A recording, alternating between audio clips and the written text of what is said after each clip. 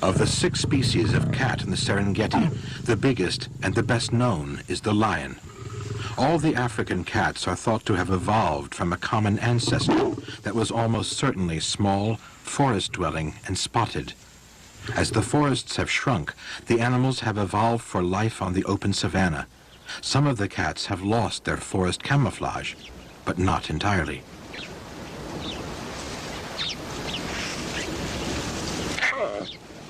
Lions are the color of dry grass, but their bellies and flanks, especially the cubs, are clearly marked with the rosette pattern of a leopard's spots, a reminder of their origins in the more forested past.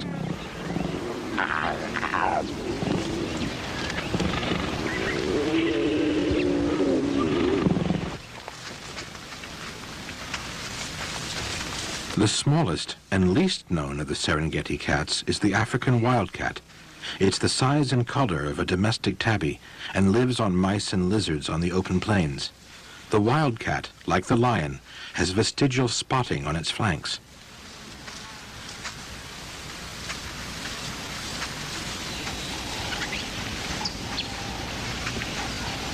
The other lion-colored cat in the Serengeti is the caracal.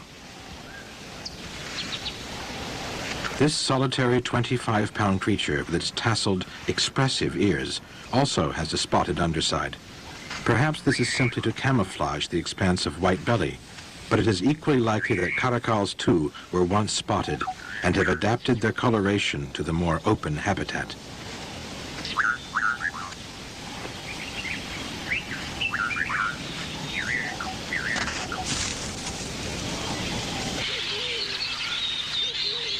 Then there are the spotted cats.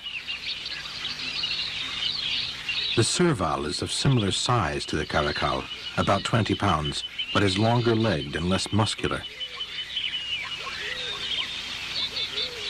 It preys on rodents and birds. The serval's most noticeable feature is its huge ears.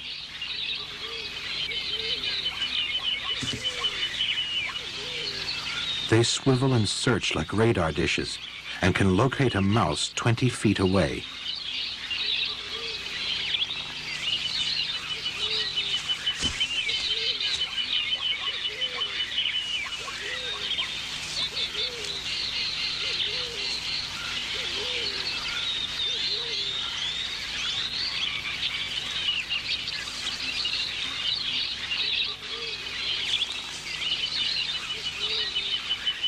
The 2 large spotted cats of Africa are both efficient predators, but they have little in common. The leopard, weighing around 120 pounds, is a muscular bruiser, an alley cat that prefers to lurk in the shadows. The cheetah, at around 90 pounds, is slender, almost fragile, and a creature who roams the sunlit plains.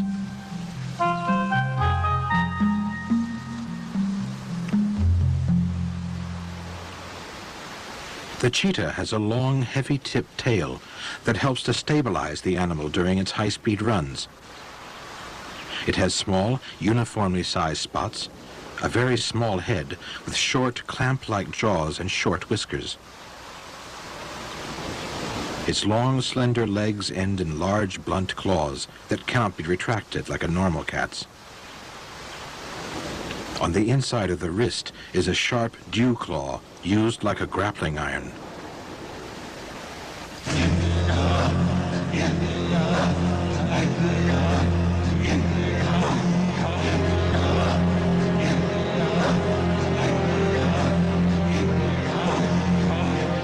Its very long legs and long, flexible spine enable it to sprint for a couple of hundred yards at up to 68 miles an hour, its tail flailing to help balance the turns.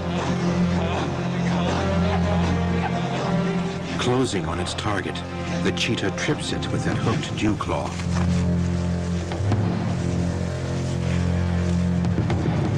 Then, avoiding the sharp hooves, it clamps its jaws onto the animal's throat, sealing its fate. The cheetah's jaws aren't very powerful. They don't break the animal's neck. In fact, they seldom break even the skin. But the exhausted gazelle desperately needs oxygen. The cheetah clamps off its air, and it quickly dies.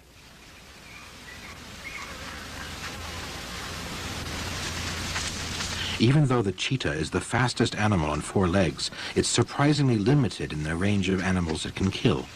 Giraffe are obviously too big. Birds require as much energy to hunt as larger prey, but provide too little food to make the effort worthwhile.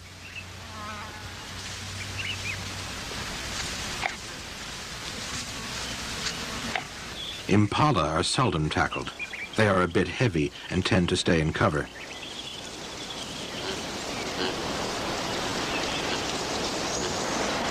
Dik-dik are a small and difficult target as they jink and swerve through the thorny scrub. Baboons live in troops and are dangerous. Some cheetah learn to hunt warthogs, but the risks are high. Warthogs can inflict serious wounds with their long, sharp teeth.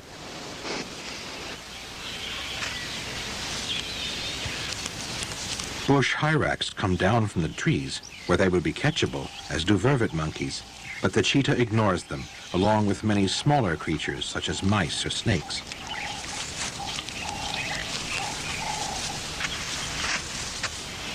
Heavyweights, like the 1,000-pound eland and the even bigger buffalo, are beyond the cheetah's limits. The leopard, which weighs a little more than a cheetah, preys on all these species, from mice and small birds to the young of buffalo or giraffe. Not only is the cheetah fussy about the type of food it eats, but also about the way it gets it. While the leopard will scavenge a stinking carcass, the cheetah never touches carrion, only eating what it has killed itself.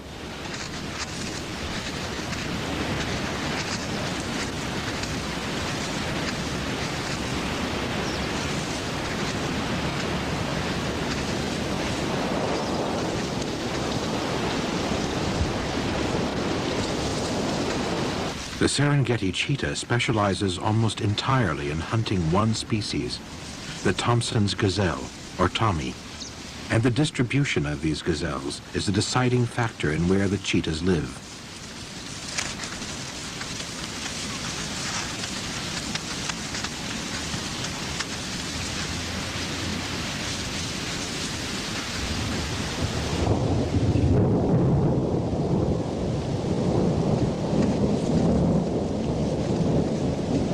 In the wet months from November to May, the Tommies move away from the woodlands out onto the open plains, and the female cheetahs follow them. Here they set up overlapping home ranges of up to 300 square miles, which contain all they need to raise their young: cover, shade, and lots of gazelles. Under these ideal conditions, most of the females will conceive.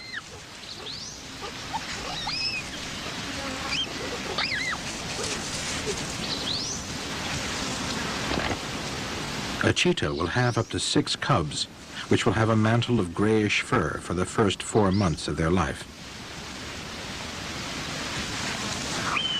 Mortality is high. By 3 months, 90% of the cubs will die, victims of lions, hyenas, grass fires, or hunger. But because they have such large litters, when conditions are right, a good number of cubs reach maturity. At 18 months old, the surviving cubs leave their mother to lead independent lives. The females go off alone, but the males stay together. Of these cubs, about to set out on their own, 3 are males. They will stay bonded in a coalition that will last for life. In order to win females, the males have to mark out and hold a territory. A group of males is much more successful than a single animal. On average, 2 males will hold a territory for up to 8 months, whereas 3 might hang on for 2 years. Being in a group means having to share females, but because a group will have a better territory and therefore access to more females, the individual's chances of mating are increased.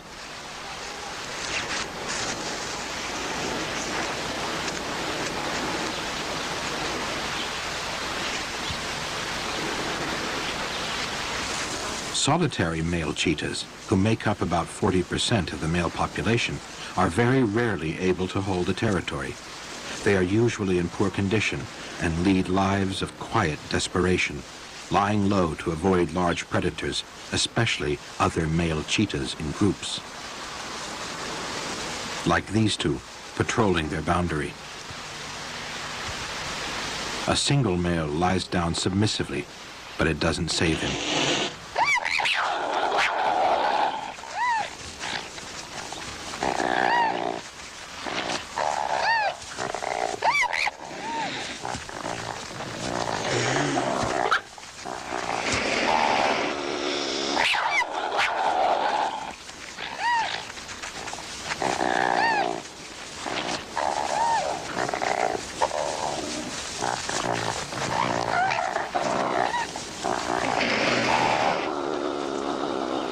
Badly wounded in the legs and stomach, this cheetah died 48 hours later, the penalty of being solitary.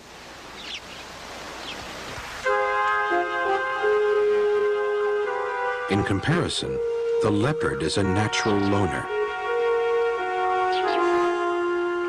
Except for mating pairs and mothers with cubs, leopards are always solitary.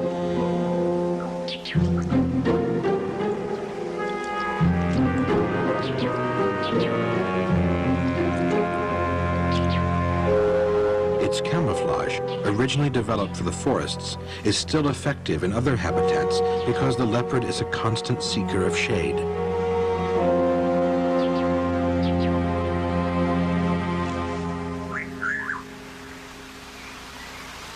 Its spots are the ultimate in disruptive pattern. The cheetah has simple, solid spots. The leopard does too, on the lower legs and head. But on the body, these spots coalesce around patches of brown on a pale background. These rosettes perfectly mimic the dappling of light and shade where the leopard spends most of its life. Unlike the cheetah, the leopard's claws are retractable and needle-sharp. Also unlike the cheetah, it is stocky and muscular in build, with a powerful neck and head and the long whiskers of a night hunter.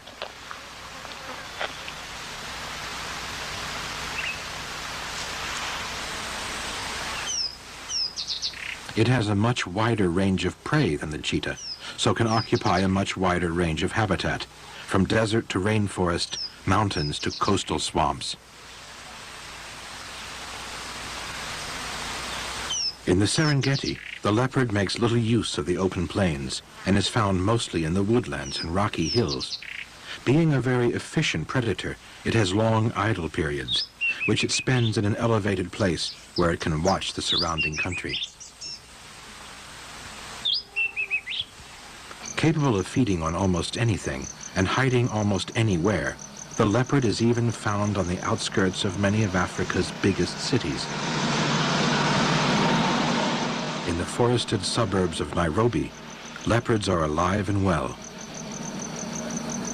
Despite all the chain-link fences, guard dogs, floodlights, and night watchmen, leopards move like phantoms through the night, drinking from swimming pools and scavenging from garbage cans. Any pet dog left out for the night is fair game.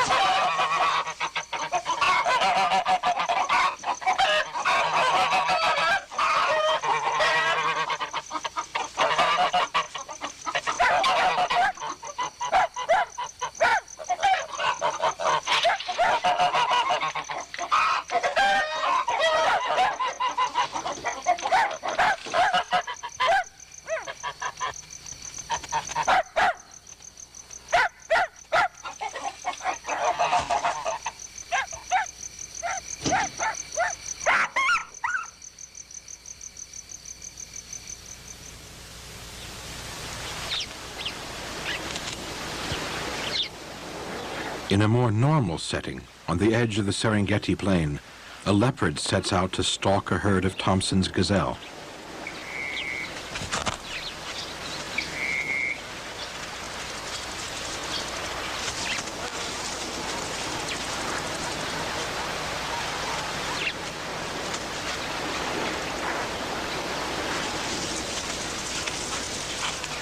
The mosaic of long grass and patches of bush are perfect conditions for the leopard's technique. It stalks as close as possible and then makes a short, swift charge.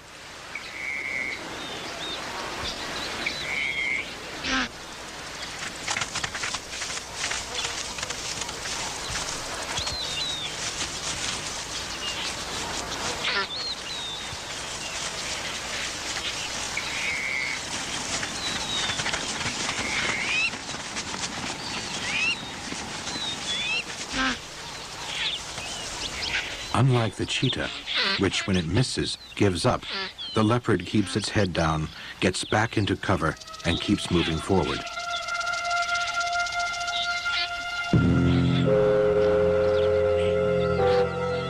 Always the opportunist, and always alone.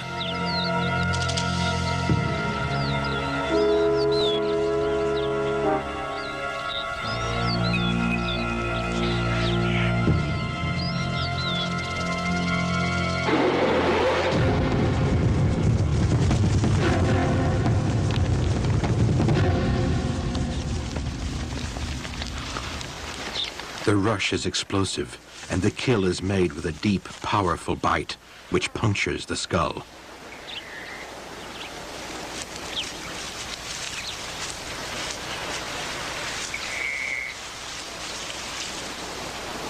The cheetah lacks the leopard's muscular strength and will usually give up rather than risk injury when threatened.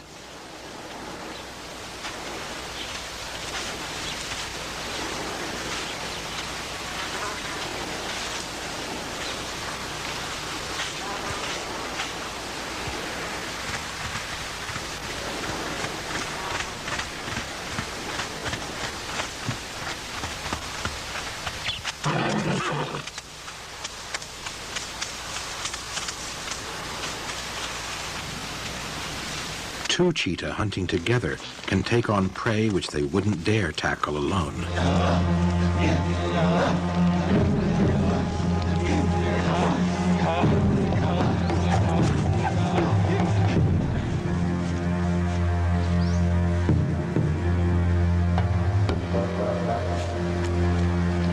Even a warthog family, guarded by adult females, equipped with huge, sharp teeth, can be tackled by a team of 3 males.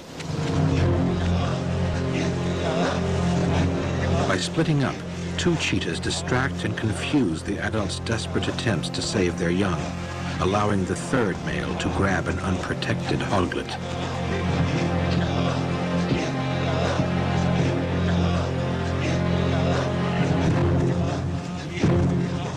The cats spread confusion in the long grass.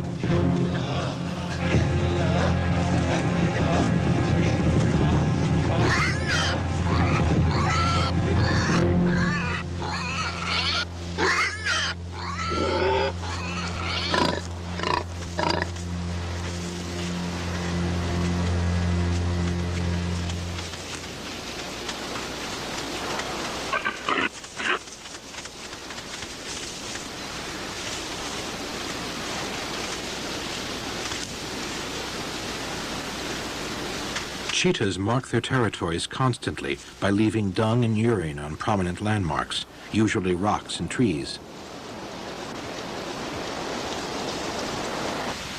The leopard does the same and takes sensual delight in rolling in the scent of other leopards.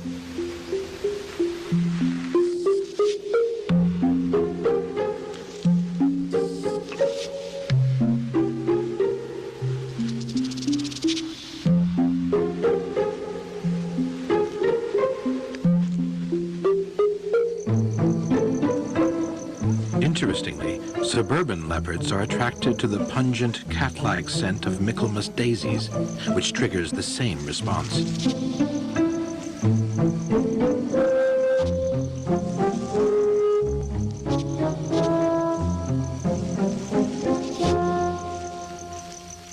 leopard male walks alone. But for the cheetahs, as we've seen, ganging together in groups makes the males more flexible hunters and enables them to hold onto prime territories. The more there are, the better the territory, and the longer they can hang on to it. The females, which must provide plenty of food as well as shade and shelter for their young, range over huge areas. The males try to stake out a territory where several female ranges overlap, giving them access to as many mates as possible. These males have picked up the scent of a female coming into season, and the hunt is on.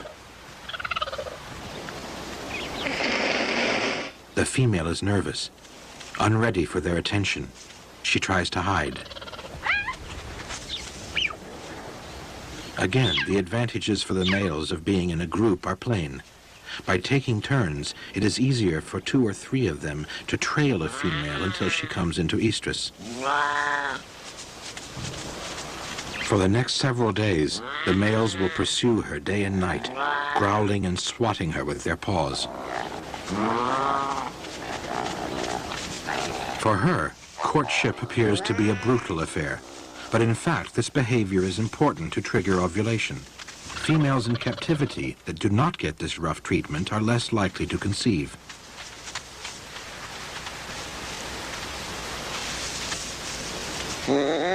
Finally, she is ready. They will probably all mate with her, but even if only one does, genetically it will have been a success. This is because 80% of these male coalitions are made up of brothers who share 50% of the same genes.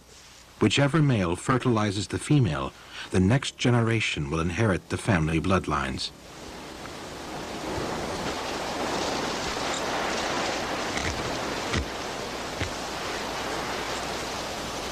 Compared to cheetahs, a male leopard approaches with caution.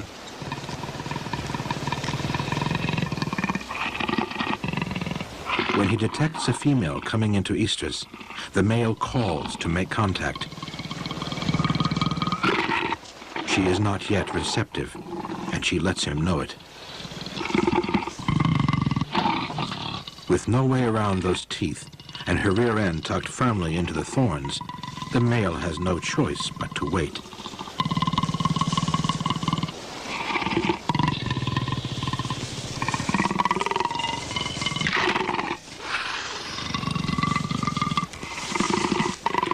His patience will be rewarded.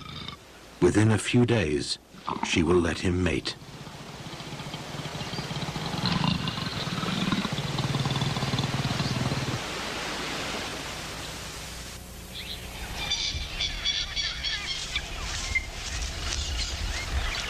Leopards have fewer cubs than cheetahs, usually 2 or 3. They are born blind and defenseless, and when small they are kept well hidden among rocks or in wooded gullies, only coming out briefly to play when their mother is present to protect them.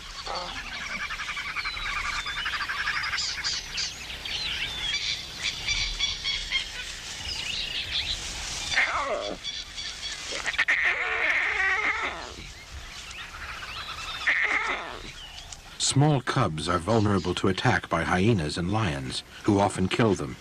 But leopard cubs fare better than young cheetahs because even at an early age, they are skillful climbers.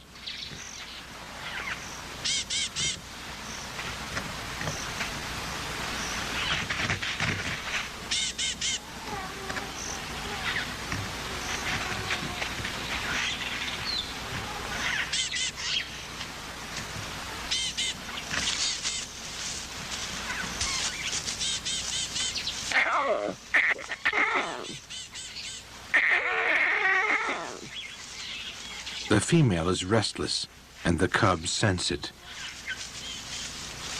She is about to go off hunting, and she will leave the cubs behind.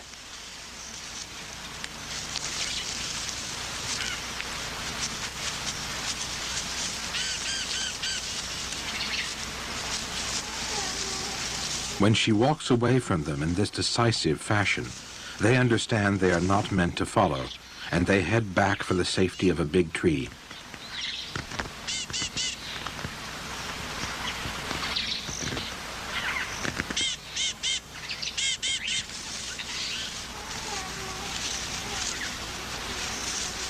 Out of reach of their enemies, the cubs will be safe here until the female returns.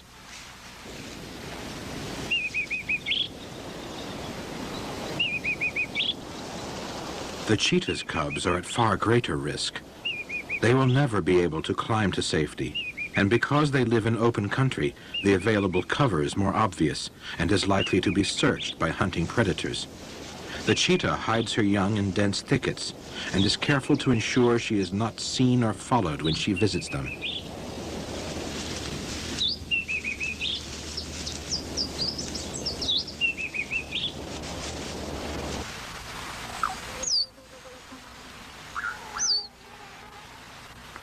She stays with them at night, visiting them only briefly by day to feed them, hoping not to draw attention to their hiding place.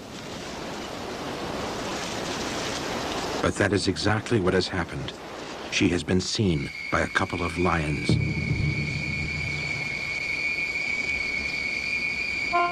If the cheetah simply walked off, the lion would probably do the same.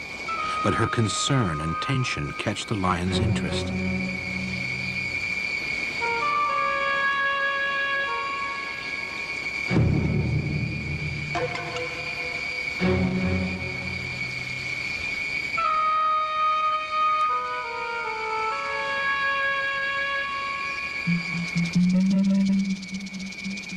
It would not bother trying to catch the cheetah, but her nervousness has heightened its curiosity. It seems to sense the reason for her agitation, and when she moves off, the lions start an intensive search among the rocks and scrub.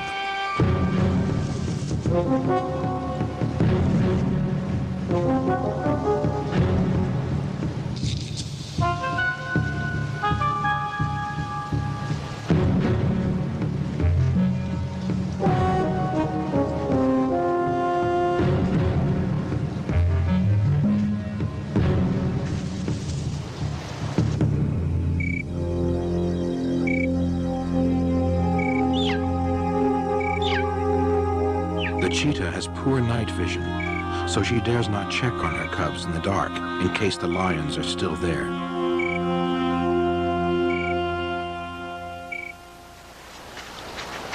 After a restless night, she returns at dawn.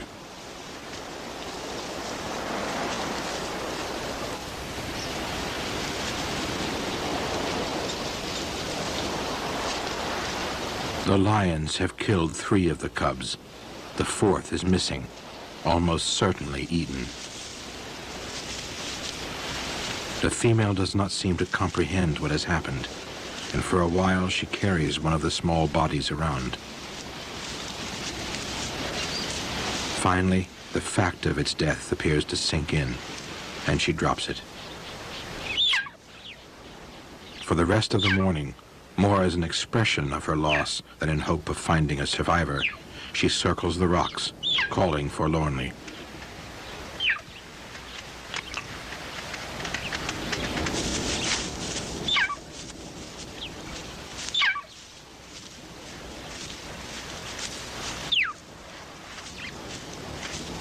Miraculously, the 4th cub has survived, and against all the odds, its mother has found it. But the cub is still small, and still has a long way to go.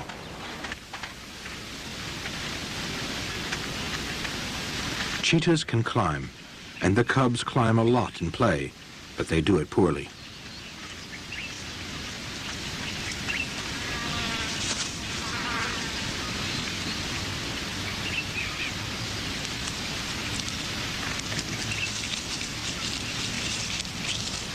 And it is never a way to safety, as it is with the leopard.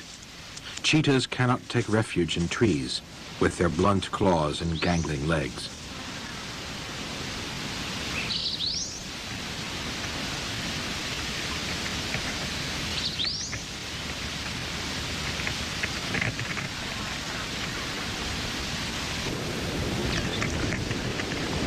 The leopard, with its hooked claws and compact muscular build, is a natural climber and is perfectly at home in the branches.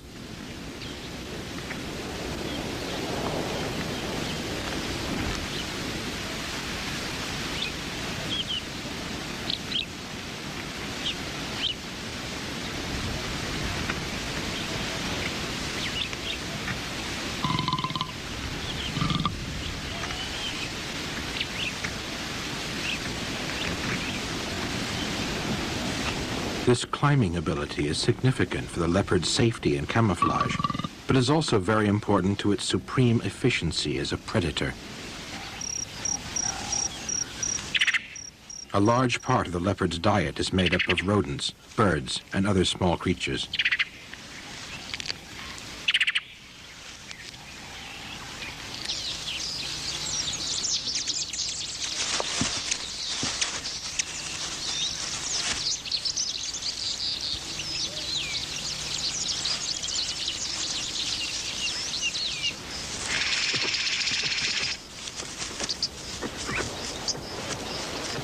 But it is capable of killing much larger prey, even a baby giraffe.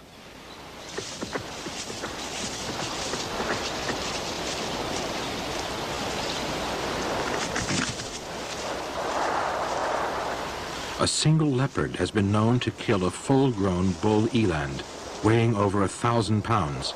And even an adult male gorilla was once killed by a leopard 1/4 of his weight. Pound for pound, they are probably the most capable killers in Africa. For an animal that lives alone, the ability to kill such large prey is only an advantage if it can hang on to it. This leopard could, given 5 or 6 days, eat all of this gazelle, but is likely to lose it well before then, either to lions or a pack of hyenas. Somehow, it must find a way of keeping it. The solution is a formidable combination of the leopard's great muscular strength and climbing ability. A leopard can easily carry its own weight and more high into the branches, where it will be safe from other predators and scavengers. The leopard can now feed at leisure and will be able to finish the whole carcass.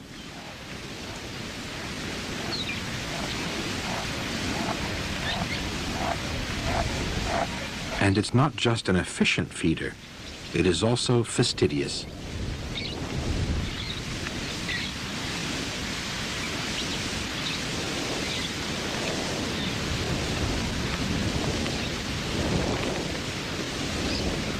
It's the only predator to pluck the hair from its prey before eating.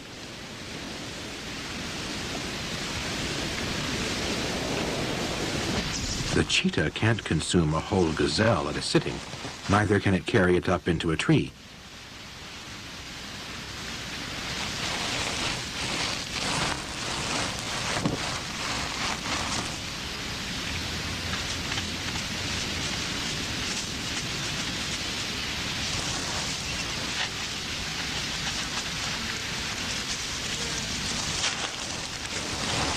The cheetah's strategy is the reverse of the leopard's.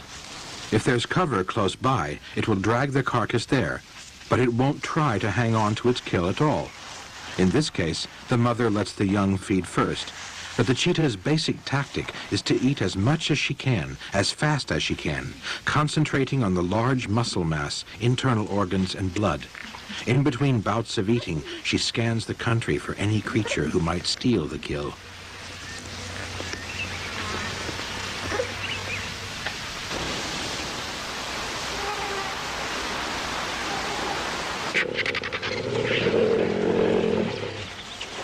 Vultures are a big problem for cheetahs.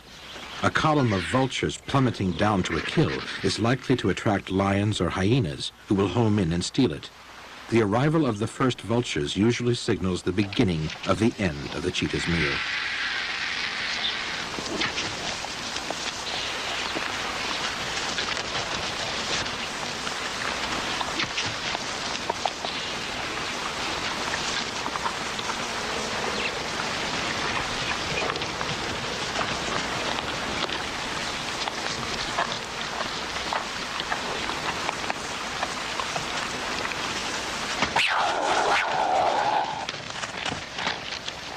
The cheetah's nerve breaks.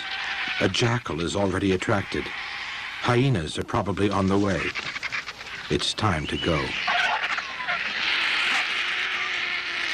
Because the cheetah is so easy to chase away and cannot store food, it has to kill at least twice as often as the similar-sized leopard.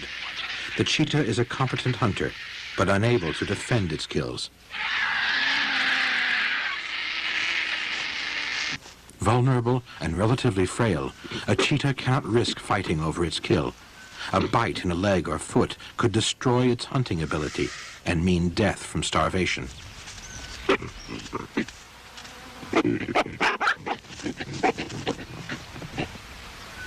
Even for this group of 5, defending their kill is simply not worth the risks involved. It is easier and much safer to go and catch another gazelle rather than face the male baboon's fearsome teeth.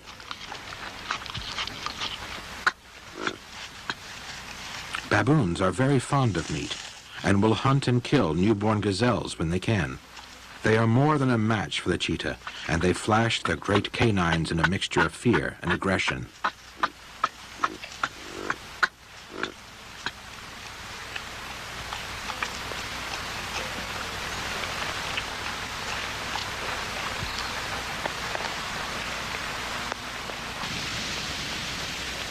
These baboons are putting on the same show for a leopard.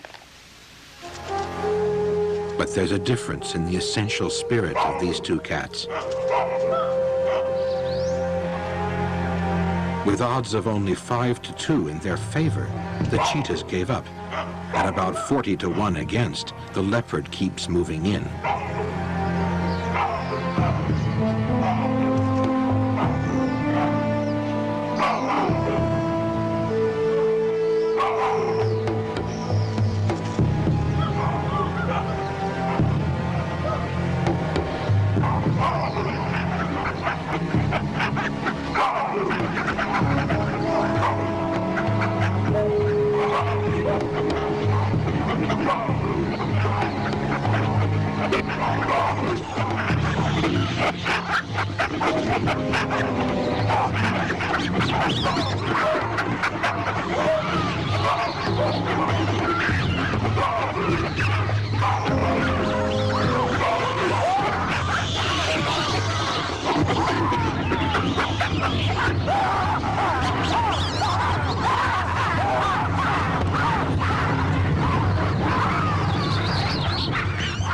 She is forced to back down, but she's made her point.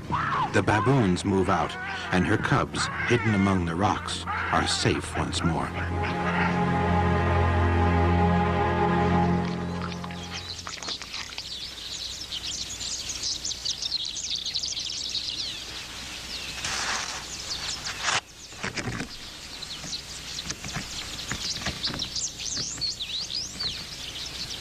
With their mother watching over them from above, the cubs can explore.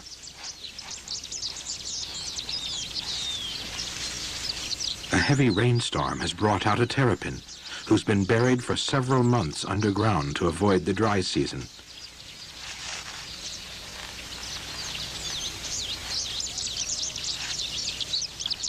The terrapin is very hungry, but it's going to have to wait a little bit longer.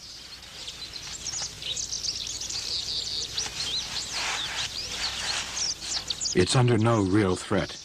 It smells so bad that the leopard won't eat it, or even play with it for very long. Play is essential to a growing predator. It enables them to practice stalking and pouncing, and to polish the skills they will need for adult life. To help her young develop in this way, a female will often bring them something to chase.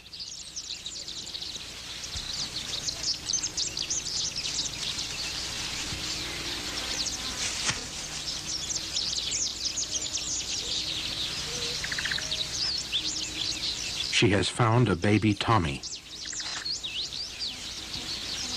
The mother gazelle watches helplessly. The leopard is entranced with the fawn. She keeps her claws in to avoid damaging it. But she has a problem. The cubs are some distance away, and before she can work out how to move the fawn without hurting it, another player enters their game.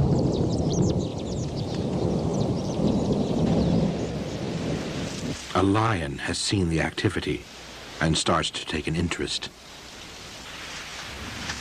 The long grass hides the fawn, but the leopard's behavior is strange. Perhaps there's an easy meal to be had.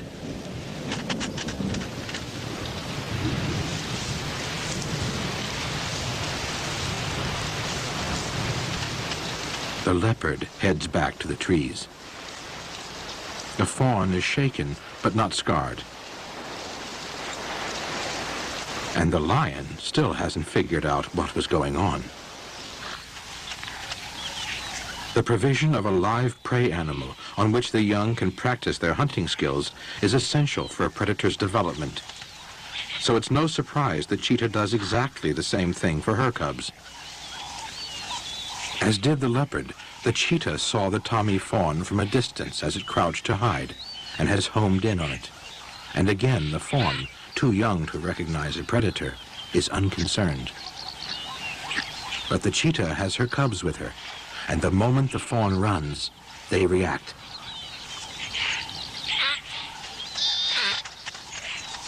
Instinct tells them exactly what to do, but they have to practice to get it right.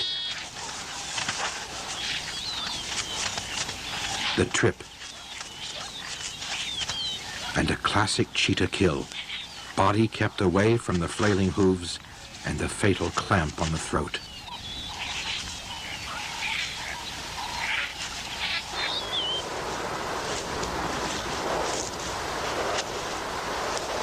At times, they are left to look and learn as mother stalks that day's meal.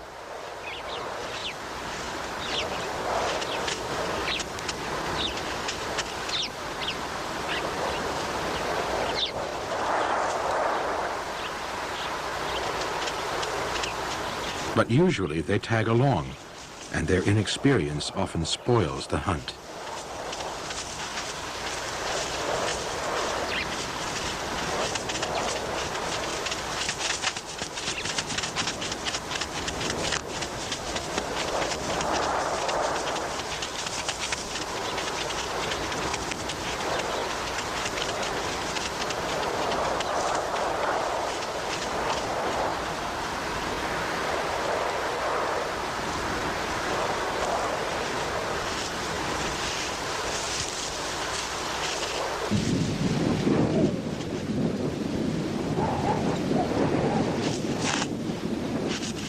In the 18 months before they go off on their own, they have much to learn. That lions, leopards, hyenas, and people should be avoided. Where to find water. That some things are inedible and others incredible.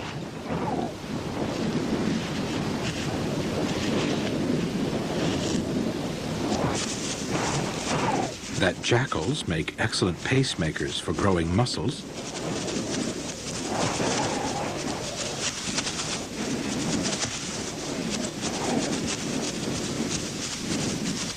And that some animals, when you get within tripping distance, are too big to tackle.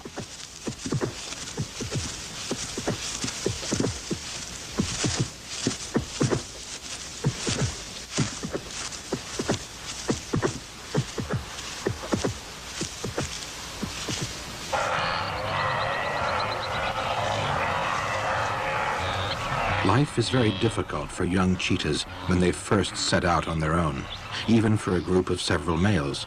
Without a good territory, they can starve in the midst of plenty. To survive, they must take any and every opportunity, even in areas where they have no experience, and where they are fearful and puzzled by what is happening.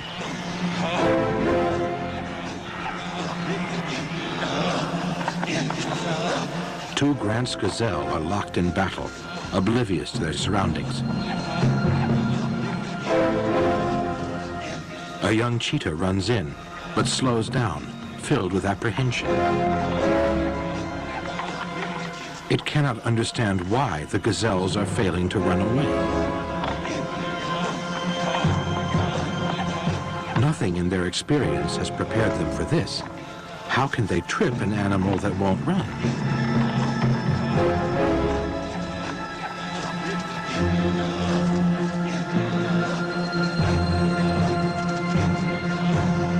As soon as the gazelle makes a move, the cheetah's predatory instinct and training is brought into play.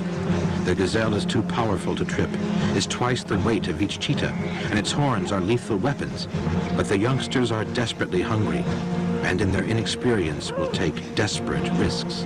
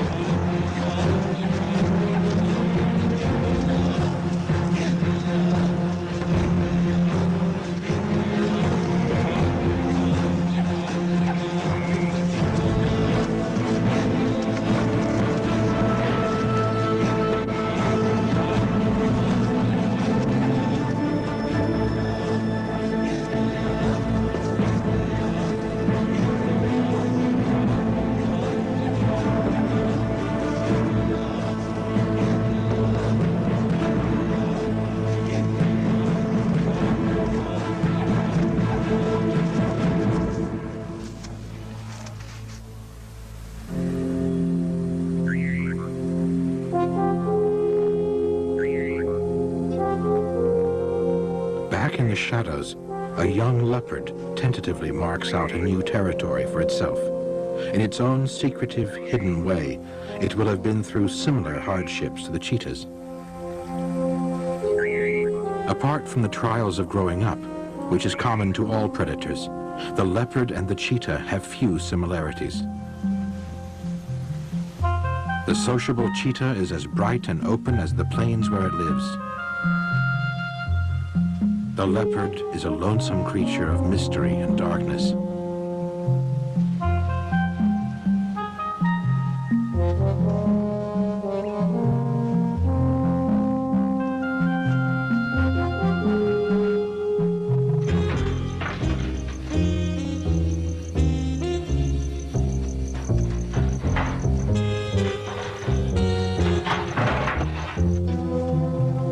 Different social systems, behavior, hunting techniques, and lifestyles, the leopard and the cheetah have almost nothing in common except their dappled beauty. For too long, these magnificent cats and their striped and spotted cousins on other continents have been slaughtered simply because they are so beautiful.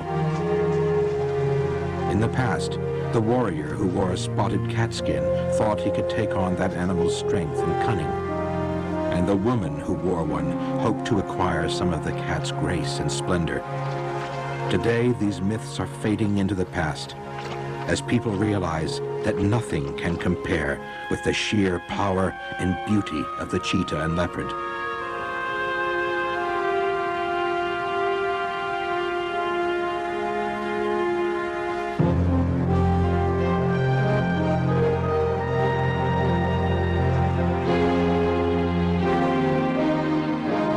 Over 100 years ago, Gerald Manley Hopkins wrote a famous poem, Pied Beauty, that celebrated all things spotted and speckled. He spoke of stippled trout and finch's wings. Perhaps he never saw a cheetah or a leopard, for they would surely feature in a poem that begins, "Glory be to God for dappled things."